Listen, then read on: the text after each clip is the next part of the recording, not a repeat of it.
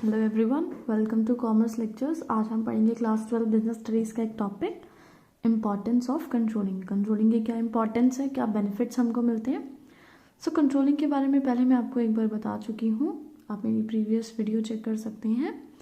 Controlling मतलब क्या होता है, जब एक्चुअल परफॉर्मेंस को और प्लान्ड परफॉर्मेंस को कंपेयर किया जाता है, यानी हमने जो काम जिस तरह से करना है, जो प्लानिंग करी है और एक्चुअली में रियल में जो हमारा काम हुआ है, जब उन दोनों को कंपेयर किया जाता है और बाय चांस कोई डिफरेंस आए, अगर ओके है, सब कुछ सेम है तो ठीक है, it is good.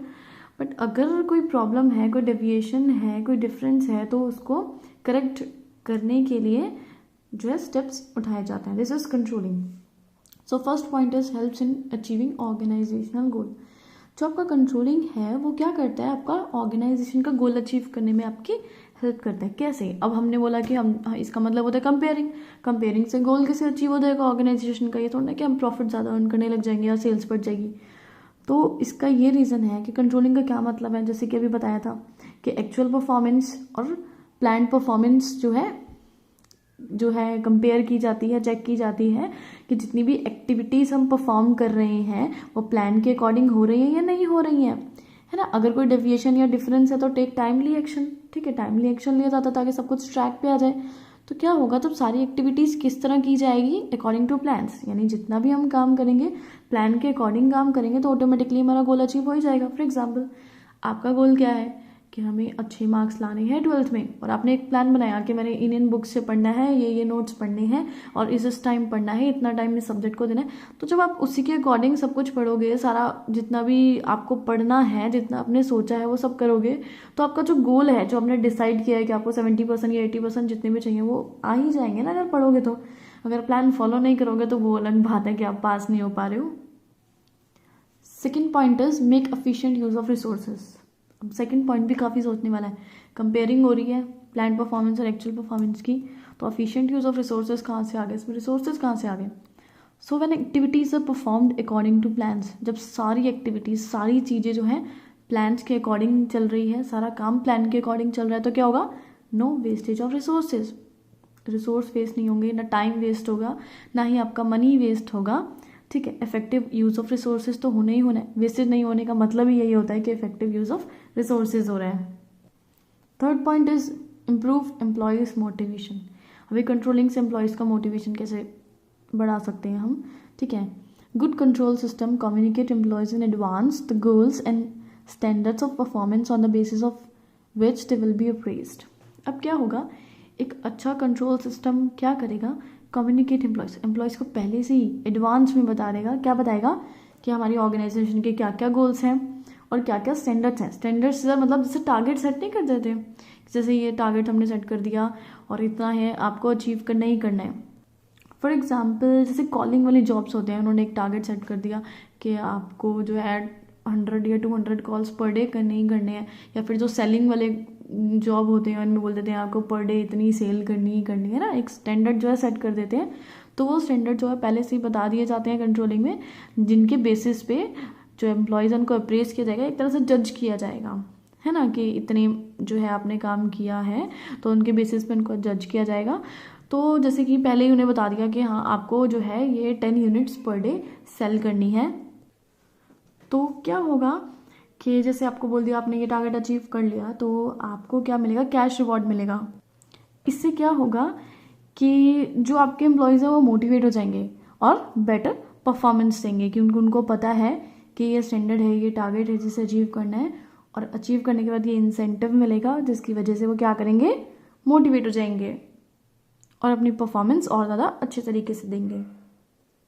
Fourth point क्या है आपका, कोऑर्डिनेशन इन एक्शन। एक्शंस में कोऑर्डिनेशन कैसे लाता है, it makes sure that controlling इस चीज़ का ध्यान रखती है प्रॉपर डायरेक्शन इज टेकन। हम प्रॉपर डायरेक्शन में चल रहे हो। प्रॉपर डायरेक्शन का मतलब क्या है, अकॉर्डिंग टू प्लान, जैसा कि प्लान किया था। All departments are controlled according to pre determined standard. और जितने भी डिपार्टमेंट्स हैं उनमें कंट्रोलिंग की जा रही हो प्री डिटरमाइंड, यानी जो पहले से डिटरमाइन किए गए हैं, पहले से डिसाइड किए गए हैं स्टैंडर्ड्स। यानी जो हमने स्टैंडर्ड्स पहले से डिसाइड किए गए हैं उसके अकॉर्डिंग सारे डिपार्टमेंट जो है उन पे कंट्रोलिंग की जा रही हो। All departments are coordinated to each other, और सारे डिपार्टमेंट्स में आपस में कोऑर्डिनेशन हो। 5th पॉइंट है आपका ensure order and discipline. Controlling से ऑर्डर और डिसिप्लिन बना रहता है आपकी ऑर्गेनाइजेशन में। It make sure subordinates perform their function efficiently. Controlling किस चीज़ का ध्यान रखती है कि जितने भी एम्प्लॉयज़ हैं वो जितने भी फंक्शन या एक्टिविटीज़ परफॉर्म करें वो एफिशिएंट वे में परफॉर्म करें। और कैसे इस चीज़ का ध्यान रखती है controlling? By comparing performance against plan performance, यानी जब प्लान परफॉर्मेंस को कंपेयर किया जाता है एक्चुअल परफॉर्मेंस से, तब हमें पता लगता है कि जो है आपके जितने भी एम्प्लॉयज़ हैं वो एफिशिएंटली वर्क कर रहे हैं या नहीं कर रहे हैं। शार्प कंट्रोल रखा जाता है एम्प्लॉयज़ पे।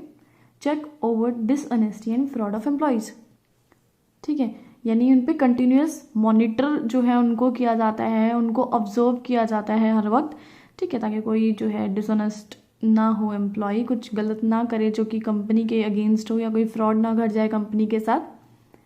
It all bring order and discipline, इन सब चीज़ों से डिसिप्लिन आता है आपकी ऑर्गेनाइजेशन में। 6th पॉइंट है आपका जजिंग एक्यूरेसी ऑफ स्टैंडर्ड्स। अभी आपका जो कंट्रोलिंग सिस्टम है वो आपका एक्यूरेसी मतलब कितना जो है सही है आपका कंट्रोलिंग सिस्टम, वो जज कौन करता है आपका? सॉरी कंट्रोलिंग सिस्टम क्या चेक करता है कि जो आपके स्टैंडर्ड्स हैं वो एक्यूरेट हैं या नहीं, वो सही हैं या नहीं। गुड कंट्रोल सिस्टम क्या करेगा? जो अच्छा कंट्रोल सिस्टम होगा, चेक दैट स्टैंडर्ड्स और टारगेट सेट्स आर एक्यूरेट और नॉट, ठीक है। जो आपका अच्छा कंट्रोल सिस्टम है वो किस चीज़ को चेक करेगा कि जो आपके स्टैंडर्ड्स या जो आपने टारगेट फिक्स करे हैं वो एक्यूरेट हैं भी या नहीं है। फॉर एग्जांपल जैसे कि हमने उनको बोला कि कॉल करना है आपको, या फिर जो भी है आपको कुछ सेल करना है 10 यूनिट्स पर डे, तो यह एक टारगेट हमने सेट कर दिया। तो ये जो है कंट्रोल सिस्टम जो है इस चीज़ को चेक करता है कि जो टारगेट हमने सेट किया वो ठीक भी है नहीं, बहुत ज़्यादा हाई तो नहीं रख दिया, बहुत ज़्यादा लो तो नहीं रख दिया। Efficient control system check time to time the changes in environment, और जो आपके एनवायरनमेंट में चेंजेस होते हैं टाइम टू टाइम उनको भी आपका चेक करता है कौन? Control system. And revise standard to match with these changes, और इन स्टैंडर्ड्स को मैच करने की कोशिश करता है ताकि वो एनवायरनमेंट के अकॉर्डिंग चेंज होते रहें। ऐसे ना हो कि हमारे स्टैंडर्ड्स इतने लो हों, ठीक है, तो इनका सारा बेनिफिट जो है एम्प्लॉयज़ को ही मिल रहा हो और आराम से खाली बैठे हुए हैं और कंपनी जो है कुछ अच्छा अर्न नहीं कर रही है। 7th पॉइंट क्या है अब आपका? Helps in improving performance of employees. Controlling जो है एम्प्लॉयज़ की परफॉर्मेंस इंप्रूव करने में काफ़ी हेल्प करता है। अब परफॉर्मेंस कैसे इंप्रूव होती है एम्प्लॉयज़ की? एक हमने पीछे पॉइंट पढ़ा था कि वो मोटिवेट हो जाते हैं, वो एक डिफरेंट चीज़ थी कि मोटिवेट हो रहे हैं एम्प्लॉयज़, तो वो विलिंग हो रहे हैं अंदर से काम करने के लिए, तो उनकी परफॉर्मेंस जो है इंक्रीज हो रही है। एक और यहाँ पे पॉइंट अलग से है। सो कंट्रोलिंग क्या है? कंटिन्यूस चेक करते हैं एम्प्लॉयज़ पे, मतलब हर वक्त अगर अब जैसे कि आप ही हो, आपको हर वक्त आप पे नज़र रखी जा रही है घर में कि बोर्ड्स एग्जाम्स चल रहे हैं, और हर वक्त आपकी मम्मी या आपके पापा जो है नज़र रख रहे हैं कि बच्चा पढ़ रहा है या नहीं पढ़ रहा है, या फिर मोबाइल में चैटिंग कर रहा है ना, तो क्या होगा? आपकी परफॉर्मेंस इंप्रूव होगी या नहीं होगी? बिल्कुल होगी, क्योंकि आप जो है इस डर के कारण जो है पढ़ाई करेंगे कि मम्मी मेरे को बार बार देखने आती हैं। क्रिएट ऑर्डर एंड डिसिप्लिन, और प्रॉपर डिसिप्लिन में आप काम करते रहेंगे क्योंकि कंटिन्यूस मॉनिटर हो रहे हैं आप, ऑब्जर्व हो रहे हैं आप। Make sure that every employee is performing according to plan, और कंट्रोलिंग किस चीज़ का ध्यान रखता है कि अकॉर्डिंग टू प्लान जो है आपके एम्प्लॉयज़ काम करते रहें। This all improve employees performance, इन सब से जो है एम्प्लॉय की परफॉर्मेंस इंप्रूव होती है, क्योंकि अगर आप पे हर वक्त नज़र रखी जा रही है तो इट्स ऑब्वियस कि आप काम को अच्छे से ही करेंगे, आप काम चोरी बिल्कुल नहीं कर सकते हैं। काम चोरी शायद मैंने गलत बोल दिया, मेरे को फिलहाल पढ़ाई चोर बोलना चाहिए था, अभी तो आप खैर 12th में हैं तो पढ़ाई से ही भागेंगे आप।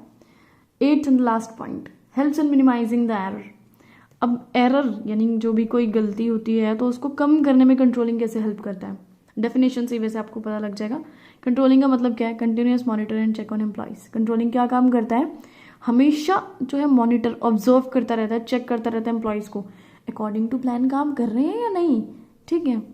Manager detect error on time, तो अगर जैसे कि क्या होता है आपके एम्प्लॉयज़ कुछ गलत काम कर रहे हैं और वो कंटिन्यूस जो मैनेजर है उनको चेक कर रहे हैं एम्प्लॉयज़ को, तो उसे गलती पकड़ लेगा, उसी वक्त टाइम पे गलती पकड़ लेगा, है ना। Detect error on time, time पे गलती पकड़ लेगा एकदम से। Take corrective steps to bring them on track, और उस गलती को पकड़ने के बाद वो क्या करेगा? करेक्टिव स्टेप्स उठाएगा, यानी उसको करेक्ट करने की कोशिश करेगा ताकि जो भी काम गलत हुआ वापस ट्रैक पे आ जाए।